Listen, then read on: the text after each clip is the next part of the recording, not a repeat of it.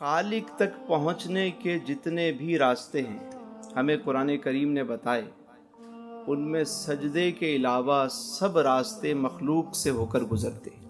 اولاد کے لیے ماں باپ کو بنا دیا کہ اگر وہ ماں باپ کی اطاعت کرے، خدمت کرے تو وہ اللہ کا قرب پا سکتا ہے۔ بے شمار واقعات ہیں ایسے۔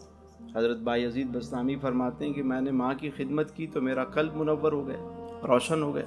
ماں نے پانی مانگا، میں نے پانی لا کے دیا، سردیوں کی رات تھی، ماں نے ہاتھ اٹھا دیے، میرا قلب روشن ہو گیا۔ اب ماں باپ کی خدمت اللہ کا قرب پانے کا ایک ذریعہ ہے۔ والدین اگر اولاد کی صحیح خدمت کریں، اللہ کی رضا کے لیے کریں تو وہ ان کے لیے نجات کا باعث ہے۔ یہاں تک کہ اگر ہم جانوروں سے بھی حسن سلوک کریں اور مقصود اللہ کی رضا ہو۔ میرے حضور نے حدیث بتائی کہ بنی اسرائیل میں ایک فاحشہ عورت تھی۔ ایک مرتبہ وہ پانی پینے گئی کنویں پر تو اس نے دیکھا کہ ایک کتا بھی پیاسا ہے، اس کے پاس اور تو کچھ نہیں تھا، اس نے پانی نکالا، بھر کر اس کو پلا دیا۔ اللہ تبارک و تعالی نے اس عمل کے سبب اس کی بخشش کر دی، یعنی اس وجہ سے اس نے قرب پا لیا۔ بے شمار راستے اللہ تک پہنچنے کے، بے شمار راستے۔ اب دیکھیے، لوگوں کو معاف کرنے والا، لوگوں کو معاف کرنے والا، لوگوں پر احسان کرنے والا اللہ کا محبوب ہے۔ یہ بھی ایک طریقہ ہے، لوگوں کو معاف کر دیں، دل اپنا صاف کر لیں۔ اسی طرح زمین پر اترا کر نہ چلنے والا انسان اللہ کو پسند ہے، اللہ اسے بھی اپنا دوست بنا لیتا ہے۔ ظالم ہونے پر مظلوم ہونے کو ترجیح دینا، یہ اللہ والوں کی نشانی ہے۔ ظالم ہونے پر ظلم قبول کر لیا لیکن ظلم کیا نہیں، اللہ کو یہ ادا پسند ہے۔ ایک بڑا راز ہے یہ، مخلوق کا راز، تقرب حق کے اسرار میں سے سب سے بڑا راز ہے، اور جس پر یہ راز آشکار ہو جائے اس کے دل سے قرب الہی کے چشمے پھوٹ پڑتے ہیں۔ مخلوق کی خدمت در حقیقت خالق ہی کی بندہ خدمت کر رہا ہے۔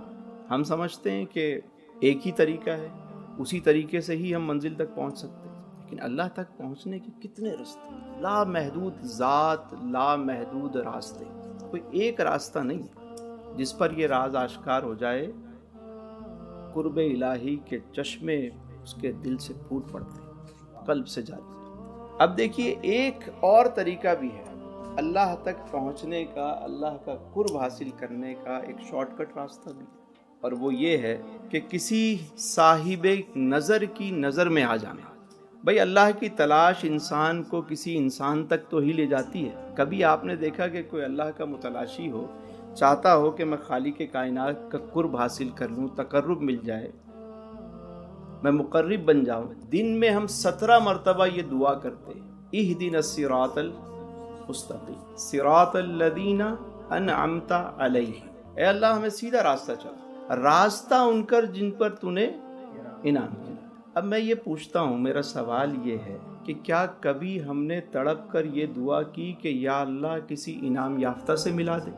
دن میں 17 مرتبہ ہر فرض نماز میں سورہ فاتحہ پڑھی جاتی ہے، ہم روزانہ 17 مرتبہ یہ دعا مانگتے ہیں، لیکن کبھی ہم نے تڑپ کر یہ بھی دعا مانگی کہ مولا کسی انعام یافتہ سے ملا دے؟ آج بھی قرآن قیامت تک کے لیے ہے، آج بھی کوئی تڑپ کر یہ دعا مانگے نا، یا تو وہ کسی انعام یافتہ تک پہنچ جائے گا یا انعام یافتہ اس تک پہنچ جائے گا۔ آج بھی تقرب خدا کا ایک راستہ یہ بھی ہے کہ کسی صاحب نظر کی نظر میں آ جانا۔ اللہ اللہ کیے جانے سے اللہ نہ ملے، اللہ والے ہیں جو اللہ سے۔ ہمارے یہاں ایک چیز مشہور ہے، ہم کہتے ہیں بھائی نظر لگ جاتی ہے، تو یقیناً حق ہے، نظر بد لگتی ہے۔ میں یہ کہتا ہوں کہ اگر نظر بد لگ سکتی ہے تو نظر خیر بھی تو لگ سکتی ہے بھائی، سبحان اللہ۔ نظر حق بھی تو لگ سکتی ہے، اس میں بھی تو تاثیر ہے نا۔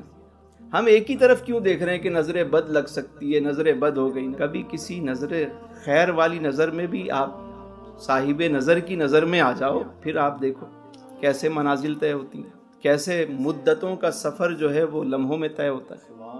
تو یہ بھی ایک قرب الہ کا بہت بڑا ذریعہ ہے کہ کسی صاحب نظر کی نظر میں آ جانا۔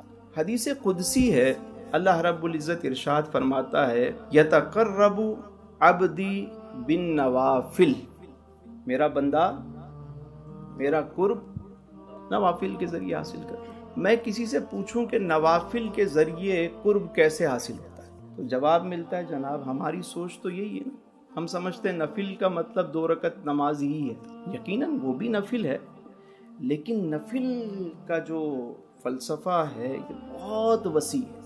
ہر کار خیر جو ہے وہ نفل میں آتا ہے۔ نوافل پڑھنا، سجدے کرنا تقرب الہ کا ذریعہ ہے، لیکن نوافل کی جو ڈیفینیشن ہے وہ بہت وسیع ہے۔ ہر کار خیر، آپ نے کسی کی مدد کی، بلکہ حدیث مبارکہ میں ہے، مسلم شریف کی روایت ہے، سیدنا ابو ہریرہ راوی ہیں، فرماتے ہیں رسول اللہ صلی اللہ علیہ وسلم نے فرمایا کل بروز قیامت اللہ تبارک و تعالیٰ فرمائے گا اے بندہ فلاں، ایک شخص سے مخاطب کہ میں بیمار تھا، تو میری عیادت کو نہیں آیا۔ وہ کہے گا باریلا، میں کیسے آپ کی عیادت کر سکتا ہوں؟ اے میرے مالک تو رب العالمین ہے۔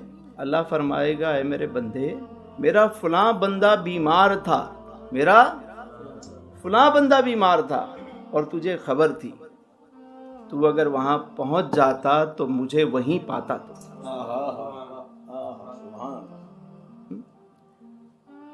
فرمائے گا ایک بندے سے اے میرے بندے میں بھوکا تھا، تو نے مجھے کھانا نہیں کھلایا۔ بندہ کہے گا میرے مالک میں کیسے کھانا کھلا سکتا ہوں جبکہ آپ تو رب العالمین ہیں۔ اللہ فرمائے گا میرا فلاں بندہ بھوکا تھا، اس نے تجھے پکارا تھا، تجھے پتا تھا وہ بھوکا ہے، اگر تو اس کو کھانا کھلا دیتا مجھے وہیں پاتا۔ پھر فرمایا کہ ایک شخص سے سوال ہوگا کہ اے فلاں بن فلاں، میں پیاسا تھا، تو نے مجھے پانی نہیں پلایا۔ وہ کہے گا یا رب العالمین، میں آپ کو کیسے پانی پلا سکتا ہوں، تو رب العالمین ہے۔ اللہ فرمائے گا کہ میرا فلاں بندہ پیاسا تھا، اگر تو اسے پانی پلا دیتا تو مجھے وہیں پاتا۔ تو اللہ تک پہنچنے کے جتنے راستے ہیں وہ مخلوق سے ہو کر گزرتے ہیں، یہ ہمیشہ یاد رکھیں، یہ راز ہے، اس کو سمجھنے کی کوشش کریں۔ کبھی بھی کسی کا دل نہ توڑیں، کبھی کسی پہ ظلم نہ کریں، ظالم ہونے پر مظلوم ہونے کو ترجیح دیں، یہ فلسفہ۔ کبھی معاف کر دیں، چھوڑ دیں، حق سے زیادہ دے دیں، اللہ کی رضا کے لیے۔ جب یہ کام کریں آپ دیکھیں کہ برکت کیسے ہوتی ہے۔ اللہ کو راضی کرنے کا ایک اور شاندار، سب سے افضل و اکمل، سب سے پیارا طریقہ، وہ کہتے ہیں نا زما بھائی، وہ فاسٹ ٹریک، وہ بتا رہا ہوں کہ اللہ تک پہنچنے کا سب سے تیز ترین راستہ کیا ہے؟ جب اللہ سے پوچھتے ہیں، فرمایا قل ان کنتم تحبون اللہ، اے محبوب فرما دیجئے قل ان کنتم تحبون اللہ فاتبعونی، بس میری اتباع کرو۔ اے محبوب جب یہ تمہاری اتباع کریں گے تو کیا ہوگا؟ یحببکم اللہ، اللہ انہیں اپنا محبوب بنا لے گا۔ کیسا نسخہ ہے کہ حضور کی اطاعت کر لیں، ان کی غلامی میں آ جائیں، اللہ محبوب بنا لے گا۔ اب دیکھیے کہ اللہ کا قرب پانے کا اس سے آسان راستہ کیا ہوگا؟ صرف حضور کی اطاعت کرتے چلے جائیں۔ حضور کی شان دیکھیے، صرف حضور کے در تک ہم پہنچ جائیں، کام خود ہی بن جاتے ہیں۔